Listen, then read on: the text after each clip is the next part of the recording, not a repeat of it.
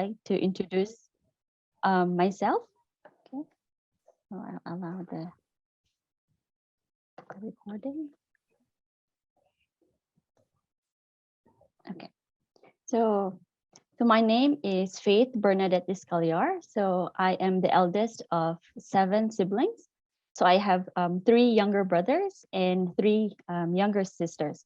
And I was born and raised in beautiful province in Bohol. So this is a 1.5-hour flight from Manila, which is the capital, and 1.5 hour travel by a fast craft from Cebu. So I am currently affiliated with Tokyo University of Marine Science and Technology as a postdoctoral researcher. In 2015, I graduated as a Bachelor of Science in Applied Physics in the University of San Carlos, Philippines. And in the same year, I moved here in Japan. So 7 years ago, I started my Master's of Science in Marine Science and continued my Doctor of Philosophy in Tokyo University of Marine Science and Technology. So as you can see this picture, it was during my doctoral graduation ceremony where I received a university award. So this is a Student Excellence Award given by the university president. So this is President Dr. Toshio Takeuchi. So I'm very humbled and honored to receive this award. So before I'll proceed my talk on the science of umami, let me first introduce what are the beautiful things to do and visit in Cebu and Bohol. So as you can see, I lived in Cebu for 5 years during my bachelor's studies. Okay. So first is, even though the Cebu is very busy province, so there are still a lot of things to visit. So first is you can stay and relax in beautiful island resorts in Mactan. So you can enjoy the beautiful scene and swim in the beautiful ocean. Next is you can also visit historical sites like the famous Magellan's Cross and the Fort San Pedro, which are also located in Cebu City. And of course, you cannot miss the food. So Cebu is the lechon capital of the Philippines.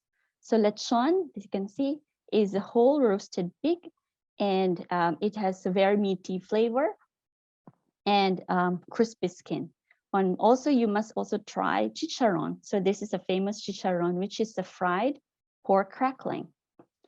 You can also visit the newly opened Cebu Safari and Adventure Park, where you and your family can enjoy a very relaxing interaction with animals, a mini safari adventure, and appreciate the nature and animals in captivity. Okay, so if you want to go more adventurous, you can visit Oslo and swim with a pod of whale sharks, or you can go Mualbual and do scuba diving and experience the famous sardine run, where you can dive and experience interaction with hundreds of thousands of sardines. So it's very interesting. And you can extend your adventurous side and do canyoneering in Badian. So you can do it with your family or friends, and you can enjoy a jungle trail with a professional guide and just do skipping, jumping, scrabbling, and swimming through these turquoise colored waters. And if you want to skip the waters, you can go hiking instead. So you can go Osmeña Peak and hike the Osmeña Peak, which is 1,000 meters high above sea level. And it's a very popular destination because of the very spectacular view.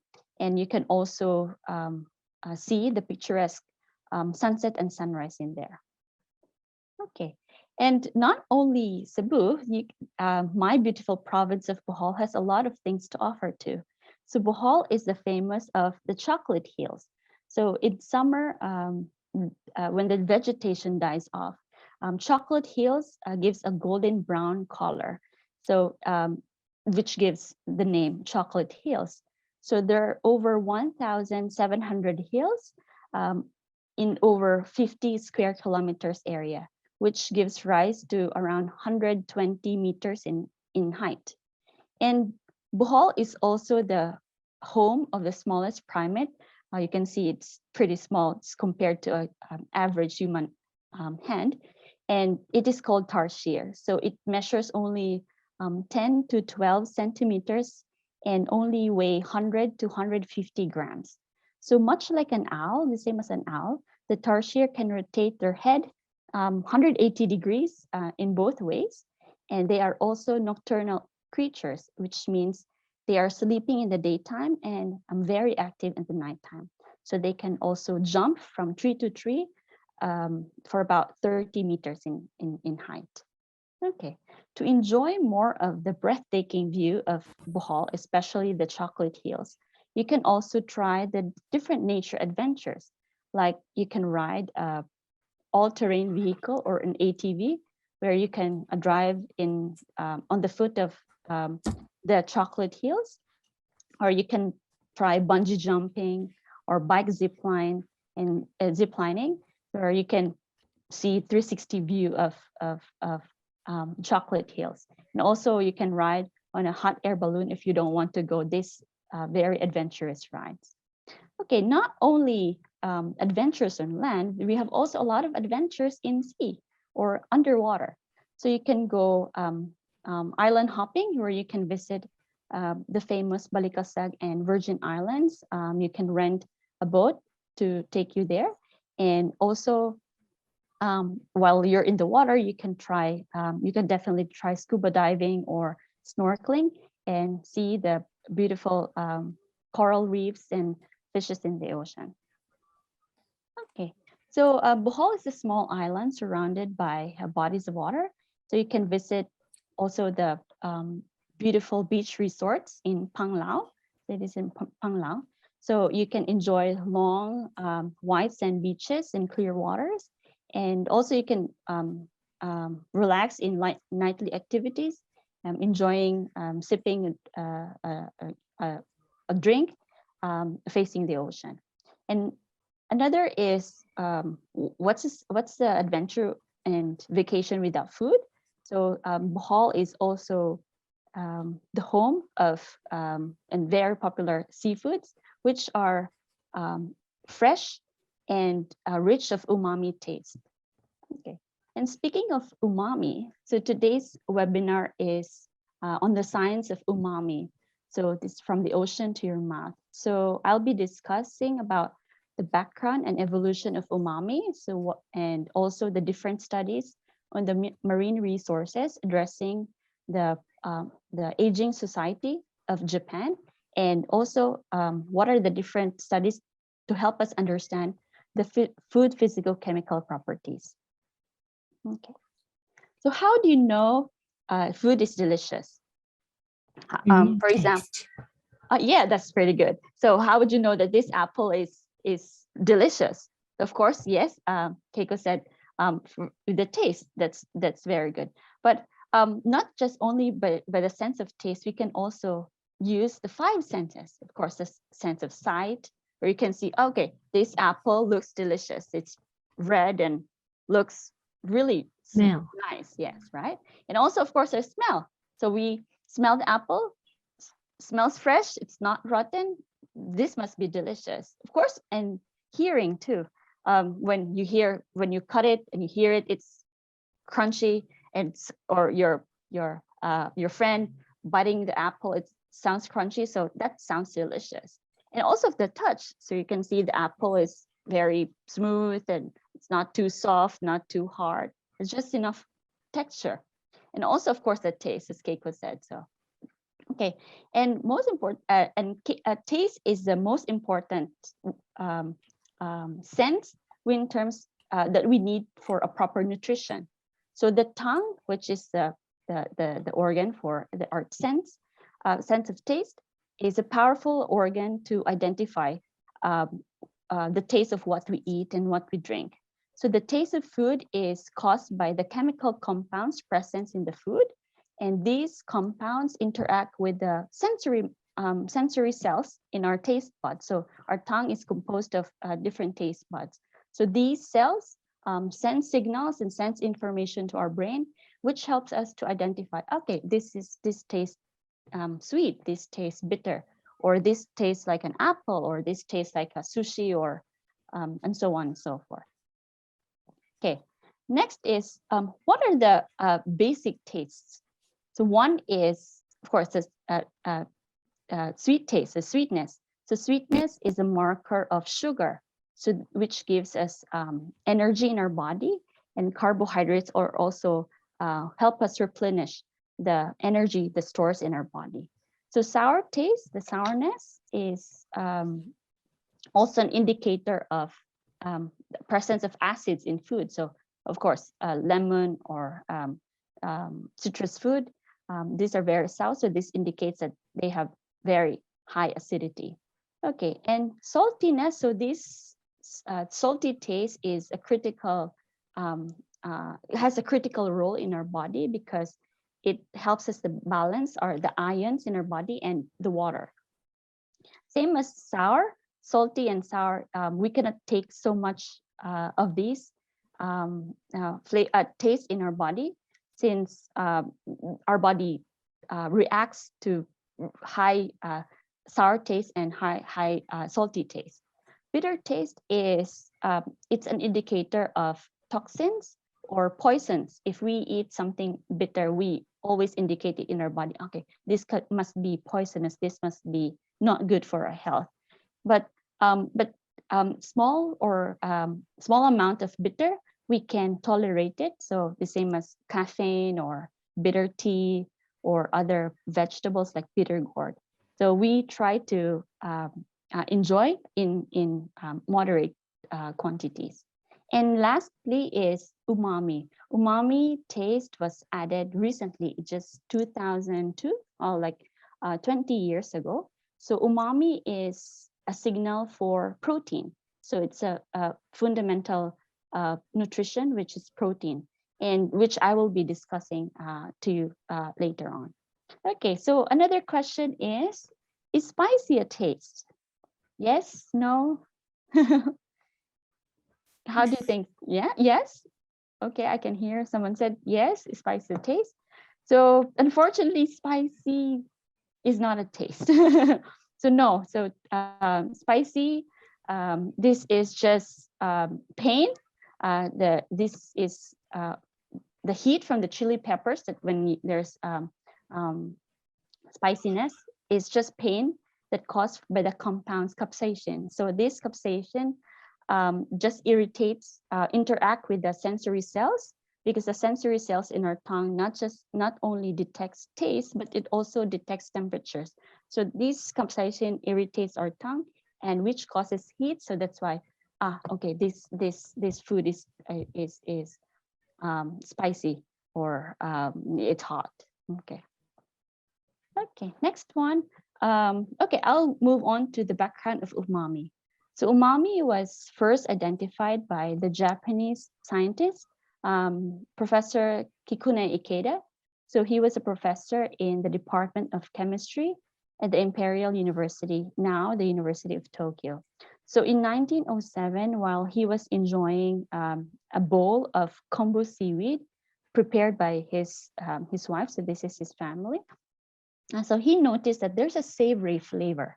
So this savory flavor has different kinds of taste. There's a bit of sweetness, there's a bit of sourness, bitterness, and also saltiness to it. So he was very intrigued. What is this flavor? What is this taste? It's really different from just purely sweet, purely salty, and so on. So, and in 1908, so he tried to extract the glutamic acid, which he believed is the main source of the strong savory taste. And so he was very successful, and he applied for a patent for this glutamic acid, which is a main source of the savory flavor. And he termed it as umami. So this glutamic acid was, he produced it together with Ajinomoto, which I know you must be very familiar with. and term it as monosodium glutamate. And he was not very satisfied with the name MSG, and later on he changed it into umami. And so 2002, 20 years ago, it was accepted as a taste, one of the core 5 core tastes. Okay, so not only Professor Kikune Ikeda, so as you know, umami may have been well known as a Japanese, discovered by a Japanese professor.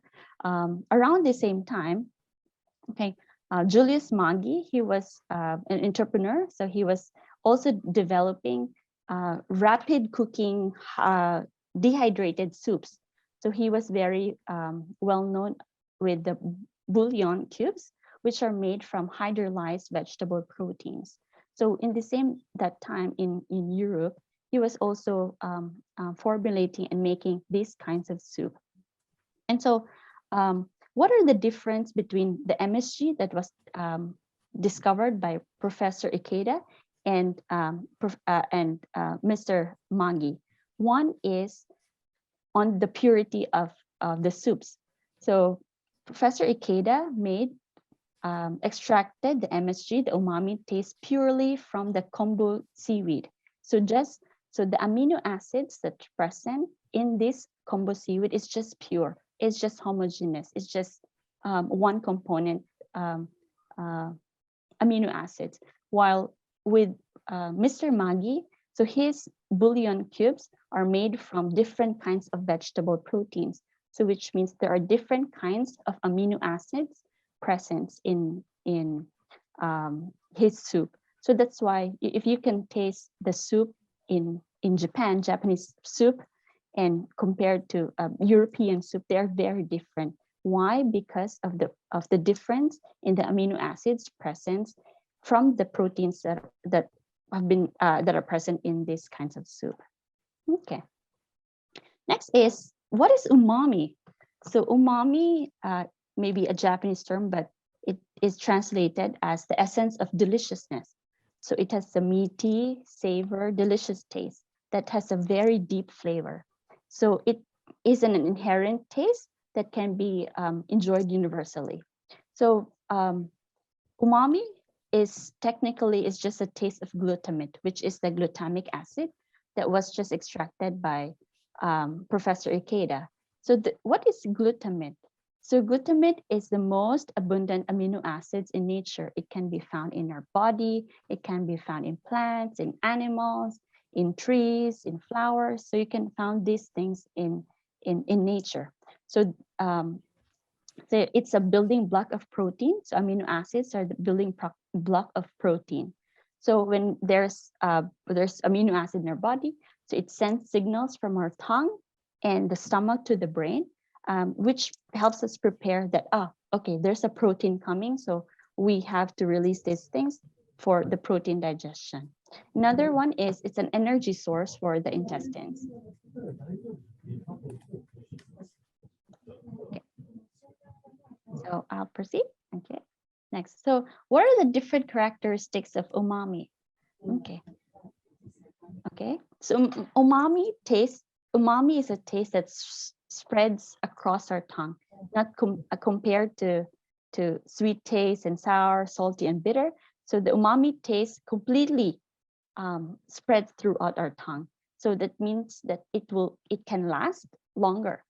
And it has a savory taste, which composed of a balanced taste of sweetness and sour, salty, and bitter. It's not just one distinct taste, but it's also a balanced taste of other taste. And it also creates a mouth-watering sensation, which means it helps us eat even more umami-rich food. And also, umami taste is very complex. So why it's very complex? So not only the glutamate amino acid, umami, the structure of umami is also composed of inosinate, another amino acid, and guanylate, which is another type of amino acid. So these amino acids are present in different kinds of food. So glutamate, as you know, it's you can extract it from kombu seaweed, but also it can be found in tomatoes, asparagus, in cheese, in beets and broccoli, and other kinds of vegetables and fruits. And inosinate amino acid, you can find it mostly in meat proteins. So you can find it in pork or in beef, in different kinds of fishes, and also in bonito or the katsuboshi, which is very popular in Japan. Guanylate, it's amino acid, popularly can be extracted from different kinds of mushrooms, like shiitake mushrooms and porcini and morels. Okay, and it has been scientifically proven that umami will taste even more. It will have a more strongly taste when the different kinds of amino acids will be combined. So that this is called as umami synergy. So Professor Yamaguchi was able to determine that the intensity of umami, so it's really that the umami strong taste is given by a 50-50 ratio of glutamate amino acid and inosinate. So that's why for the Japanese soups or Japanese cuisine, the combination of kombu seaweed and katsuboshi or the dried bonito will give really strong flavor because of the umami synergy. So there's a really high intensity of umami because of this. And of course, in the Western cuisine, so there's onion added with celery and carrots with beef or even other types of meat, lamb, and so on. And the Chinese cuisine is very popular with the combination of onions and spring onions and ginger, and also the chicken. Okay. So next is even though umami is a Japanese word, but the taste is not only limited to Japanese cuisine. So you can find umami in different foods prepared around the world. So in the United States, so you can get umami in barbecue sauce, gravy sauce, or bacon and tomato sauce. In Europe, you can get a lot of umami flavor, umami taste from cheese and also tomatoes. You can eat it in pasta. And in South Africa, you can get it from shrimp paste. In the Philippines, you can get it also in shrimp paste and fish sauce. Korea, they can get it from gochujang, or doenjang, or the soybean paste. And also the South America, they're very popular with dried alpaca meat, and in Peru, or also the use of tomatoes, which are also umami-rich food. So yeah. Okay, and of course we can't miss the question: is MSG safe to eat? Okay, so according to the United Nations Food and Agriculture organizations, the United States Food and Drug Administration, and also the World Health Organization, they consider MSG or monosodium glutamate as generally recognized as safe a product. So even though many MSG sensitive people reported that after we eat this